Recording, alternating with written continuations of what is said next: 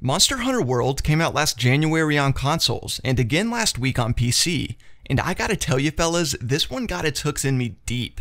The game puts it all out there in its name. This is a game about hunting monsters and nothing else. For a game with such a shallow premise, holy shit does it have some mechanical depth. Some of you may have seen the video I put out last week about the importance of the title and its impact on the gaming landscape. I won't rehash the same details endlessly in this video too, but briefly I do want to point out that this one was a big gamble for Capcom. They spent a huge amount on the title's budget, even though the almost 20 previous games in the franchise never caught on in the West. They risked existing fans skipping this release entirely by changing some core mechanics, updating the platform for harder-hitting consoles, and making open efforts to appeal to series newcomers in a way they had never tried before.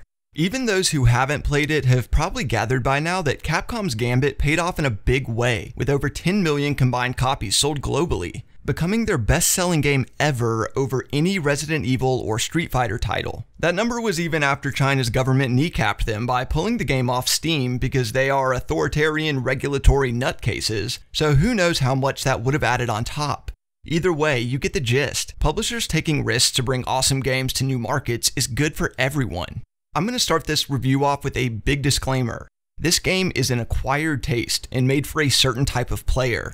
Not everyone is going to like this one, not because it isn't a phenomenal game, but because this is a genre inhabited almost entirely by this single franchise, and if you haven't played one of these games before, then you probably haven't ever played anything like it. That's not to say that it doesn't share certain elements with more mainstream games, and this certainly is the best title to get new players into the series, but I have to say it up front because it's true.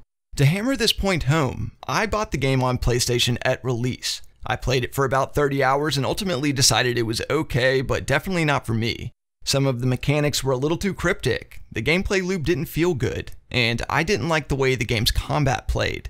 I put the game down for about 6 months and completely forgot about it until people started talking about the Steam release. One of my primary gripes with the game initially was that I badly wanted to play its multiplayer, but didn't want to pay for a PSN subscription just for a game that I was already on the fence about. I wanted to at least dip my toes back into the game to see if maybe I would decide to go for the Steam release for the free multiplayer with my friends, and Jesus Christ, I can't tell you how grateful I am for having given it a second chance. After the game made so many waves, I decided this time I would give a little effort to properly learn some mechanics and builds, and would you look at that? Turns out the game is way more fun when you actually know how to play it. Nothing was more transformed than the experience I had with the combat. What once felt clunky and slow, now felt strategic and impactful. But to tell you more about that, I'm going to have to slow my roll and explain the game from the beginning. Like I said, and the name implies, the game is about hunting monsters. The gameplay loop is scathingly simple. You go out and you murder something. You then saw off the parts that you want in a grisly fashion. You take the various parts you want back to town and craft something amazing from them before turning around and doing it all over again, albeit this time to stronger foes. See? Very basic stuff. However, there is a deceptive level of depth to this. First off, the monsters themselves are all over the place. Dinosaurs, dragons, and dogs, oh my! There are dozens of different monsters and they all have their own attack patterns, weaknesses, and behaviors. It almost feels like they're all different boss battles. And to be honest, in more than one way, the game plays a lot like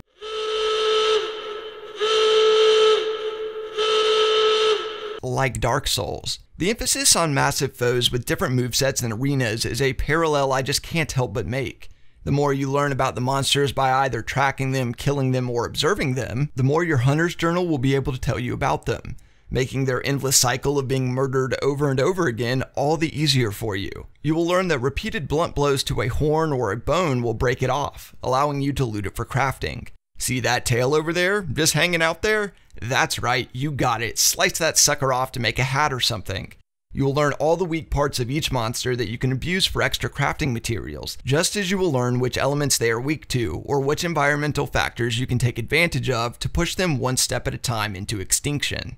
Monsters have defined behaviors that dictate where they like to roam, where they make their nest, and what they set as their territory.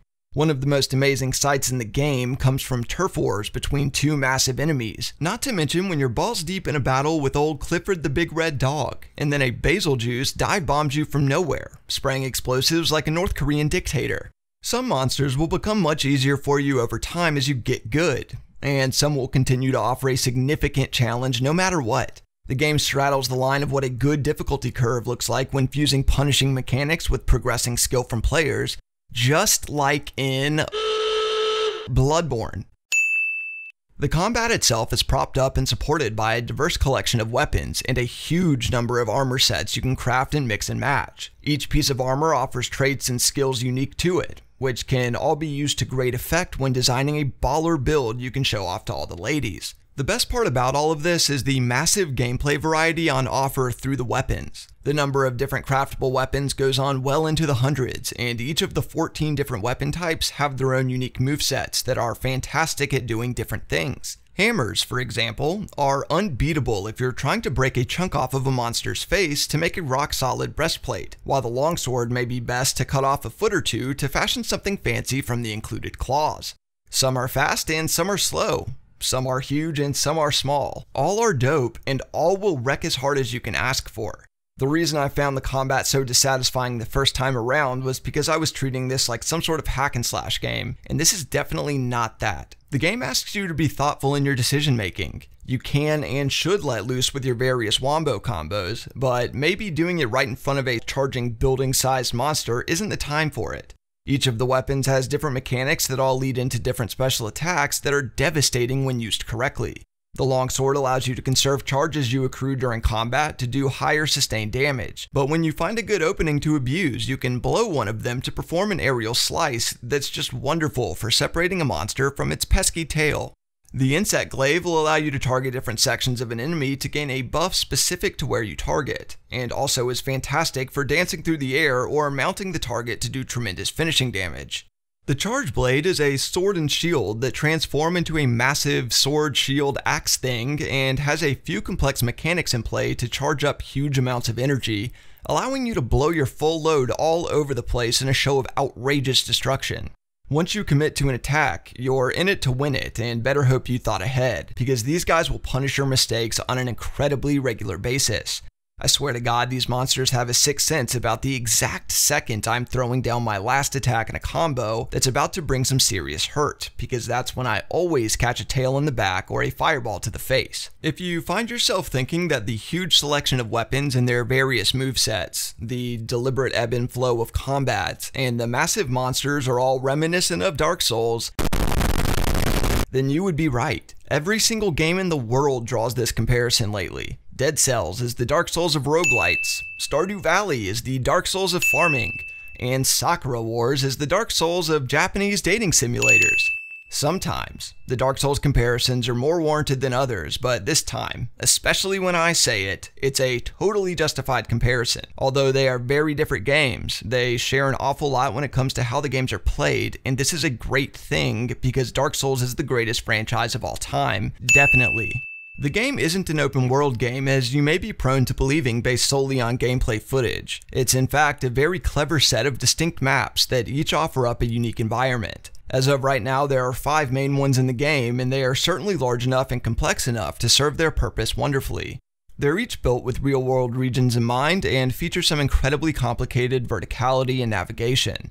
They are absolutely teeming with wildlife and put on display the best virtual portrayal of various ecosystems I've ever seen in gaming. Some games have given this a valiant effort. Subnautica specifically comes to mind, with prey and predators behaving as they may in real life within the confines of the game's systems, but not like this. These areas are beautiful, fauna and flora filling your screen as some herbivores traipse along grazing, birds pecking at worms in the dirt, a peaceful brook gurgling in the back, the sun beginning to set in the horizon, and then boom, surprise bitches, it's a Rathian attack! There is a definite pecking order in each of these environments as the monsters vie for the top spot. Monsters will duke it out amongst themselves, but typically they know when they've bitten off more than they can chew. Each zone has a clear big bad apex predator that is not to be fucked with, especially early in the game and even approaching the endgame. In order to tackle these spicy boys, you'll need to craft a ton of stuff aside from just the gear you'll be wearing. There are hundreds of different materials to collect from mining, herbs, bone piles, and different insects, and other nature stuff that you'll use to create potions that heal you, potions that buff you, traps for dumb monsters, ambient for sleepy monsters, flash bombs for good lighting, and so much more. Hell, you can even sling poop out of your slingshot to bully monsters around the map. What's not to love? The most important support items are going to be the hunter tools you'll collect along the way. You can, for the most part, only carry one at a time, and they will help you out in different ways. The Vitality Mantle will take some hits for you, the Health Booster will create a cloud of healing gas to stand in, and the Invisibility Cloak, the Ghillie Mantle, will allow you to slip out of sight so that you can sharpen your weapon or set up a trap. They are incredibly powerful, and you can unlock a dozen or so of them by performing optional quests or assignments.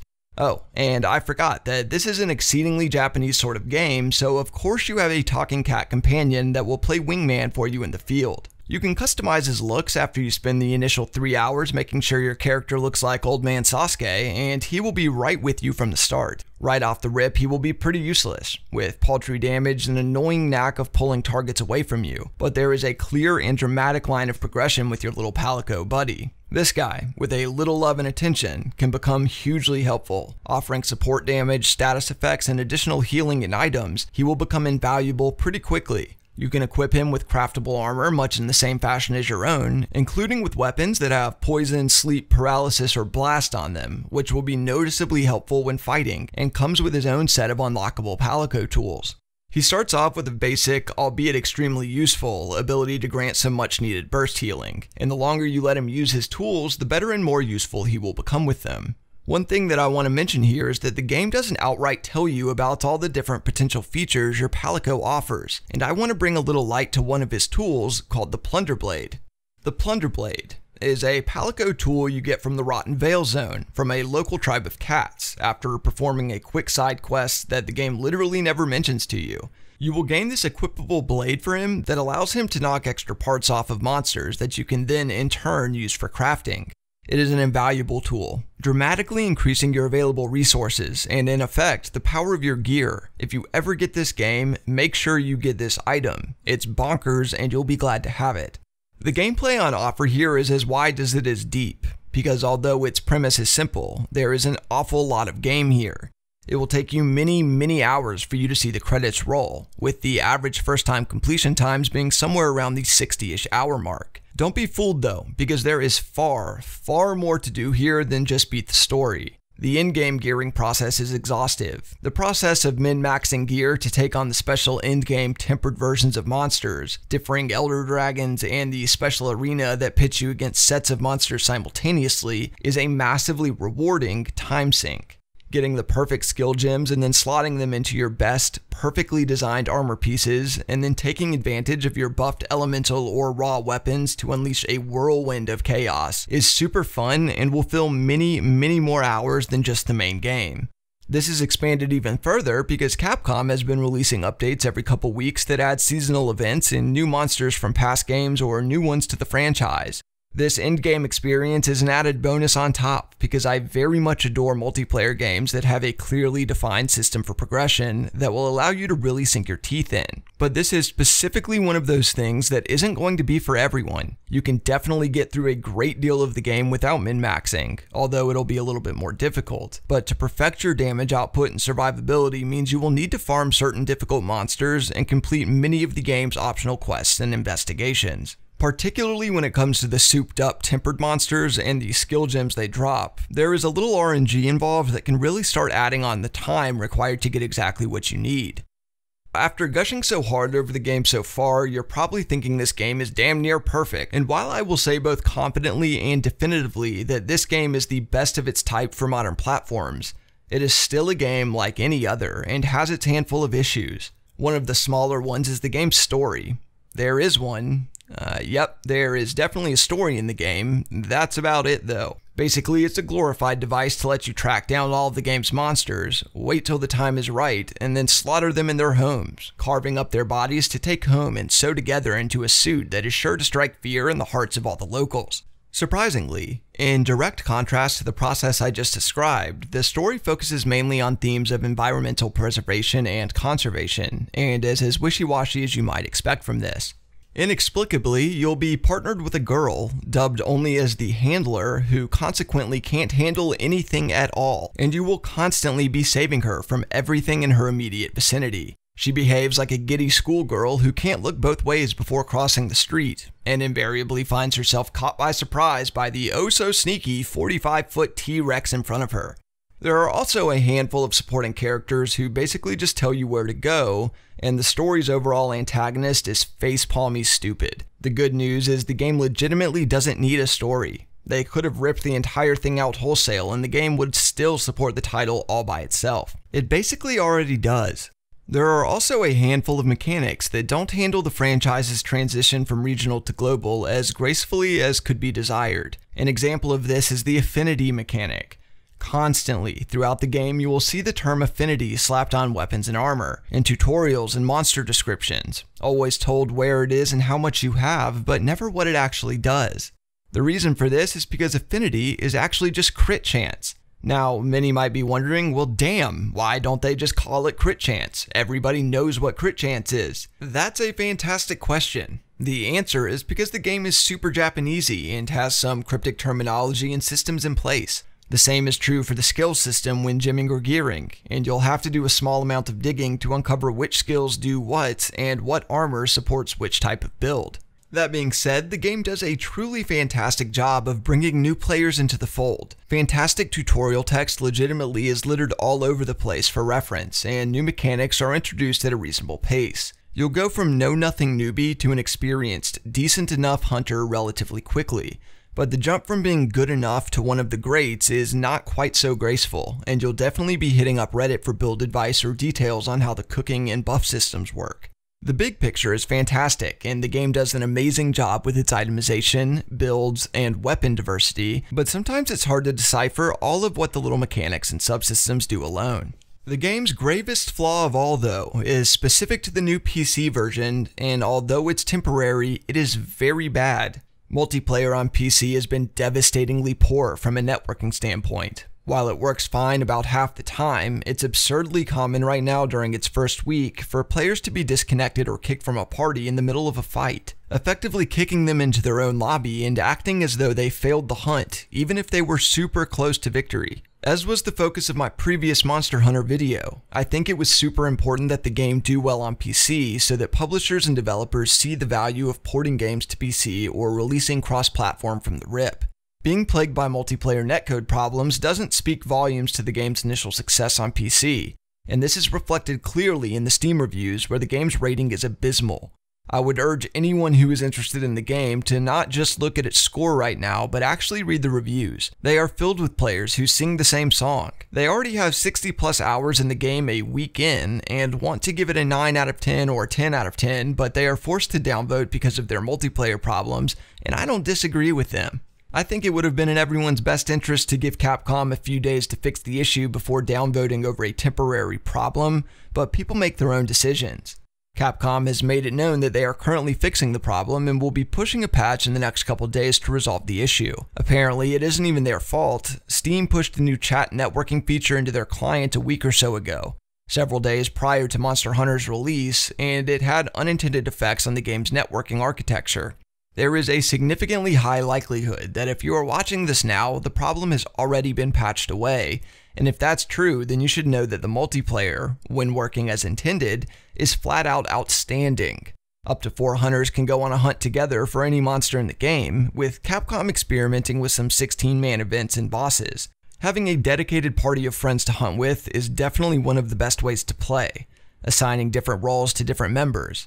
Maybe you put a Gunlance user on tanking duty, a hunting horn on support and buffs, a dual blade user to throw out that oh so sweet DPS, and a switch axe user to cut off all those little pieces for everyone to loot. Being in the middle of a 4-man fight against several different monsters at once is truly a sight to behold, and I guarantee you haven't played through any experience quite like this in any other game ever. For now on PC, multiplayer, which would be one of the primary selling points for the title, is actually hurting it. But very soon, and already on PS4, it's a huge plus that you should absolutely take advantage of if you own the title. The game has automatic matchmaking and also allows you to queue up for specific targets to help you farm the big dogs, so be sure to check that out.